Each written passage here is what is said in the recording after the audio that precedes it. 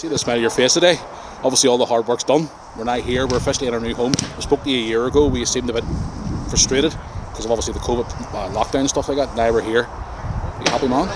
Yeah, Matthew, it's a landmark day obviously for our club. Unfortunately we couldn't get the 3 points on the park, but I think we'll all agree, if anybody that visited here today and has visited over the course of the week, it's an absolutely fantastic stadium, fit for the purposes of what we require. So yeah, it's been a hectic couple of weeks. Sure. Especially from Wednesday on when we finally got the lease and that handed over. So it's been challenging at times with the delays and everything else. It's been frustrating, but today it's exciting. And for what the future holds for Harland Wolff Welders, who knows? I mean, the last time I spoke to you, I mean, the stand behind you here was even a building site. It was just being erected at the start. There was no pitch, there was nothing, but now you come here today, I mean, the facilities, even the people who came through the gate today, I personally spoke to them, and they said the facility here is like it's the way an Irish League club should be. Yeah. You know, this would be a Premier League ground. I think what we can take out of it is we're trying to provide a family-orientated stadium with good, clean, modern facilities that people will enjoy bringing their families to. We have given out 190 passes to our feeder club, Ridgeway Rovers, for them and their parents. So it was great to see some of those guys here today.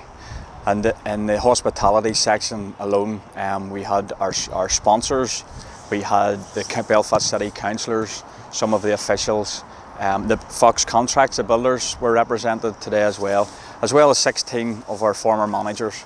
So it was great to see old faces, new faces, and making and renewing old acquaintances, especially on a day like today. So it's just, like I say, just a bit disappointed obviously from the perspective of the result. However, it's good to get the first game. We will look now and evaluate how we did things. There's things that I think can be done better. There's other things that I'm extremely pleased at. The support network that we have behind us now from the main committee and the finance committee, and indeed the steering board of the stadium that we've set up. It's we're just trying to utilise as many of those bodies as possible. This is no longer the B division. We're in championship football with aspirations of premiership, so we need to start thinking like that now as a club, and I think today shows our ambition certainly to where we want to be as a club. Now today was a great occasion, obviously we opened the John Davison stand, which was a surprise for him, and obviously the Freddie McGee suite. We spoke to Freddie today. He says you probably lost a few hairs of stress and all today, so Freddie's obviously enjoying his retirement. He says he could go peacefully now, knowing the fact that the ground's finally here. He says it's in good hands with yourself. He spoke very well of you today, but I'm sure you can settle down tonight now and think, thank God the first day's over. Well, I can go on record as saying as Freddie McGee has dropped me right in it. Oh, well, there you go. from I don't know whether Freddie organised COVID or what happened, exactly. But he passed over at the right time for him and the wrong time for me.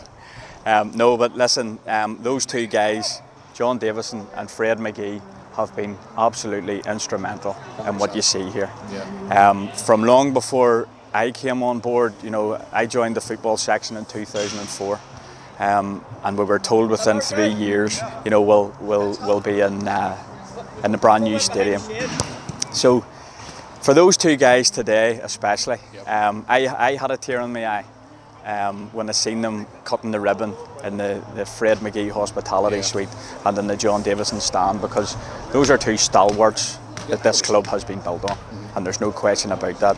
The work that John has done behind the scenes, lobbying and coercing and harassing, for want of a better word, people on the outside to get the funding, to get a facility like this, and indeed Freddie's hospitable mannerisms and whatnot else, and very, very welcoming to any visitors and guests and whatnot else that visited Tilliesburn throughout his work with the IFA and the Northern Ireland Football League, and even in the days of the old B division. So Freddie has built up a massive network, a footballing network, which he has thankfully passed over to me. I still utilise his expertise, and Fred's I would confide in him and use him as an advisor still, and instead of me being his wingman, he's now my wingman. So yeah, I've had a fantastic teacher and Fred McGee, and hopefully we can only go from strength to strength from here. I mean, going away from the result today, I was disappointing, but overall it was a fantastic day, history making day for the club. Yeah, I get announced on the Tano at the end of the game. It was thank everybody for coming today. Yeah. Fans from everywhere came today, and it was great to see, and hopefully we get to see them through the gates more regular. Yeah, I unfortunately got roped into being a PA announcer today. You've done quite a good job. Yeah, and that's what I'm worried about. It's probably going to be my job from now on, as anybody will testament in grassroots football. You know, you do a job once and you do it all right. It's yours for life. Correct. So goodness knows, but I'm just glad to be here. I'm going to go down back to our social club now and enjoy a very large glass of Rioja and enjoy the rest of the evening and celebrate. Well, listen, David, congratulations for everybody. You've done a fantastic job here, and not maybe we get many more victories coming up before the end of the season. And yeah, it's going to be a really good road going forward for the club. Super. Thank you very much.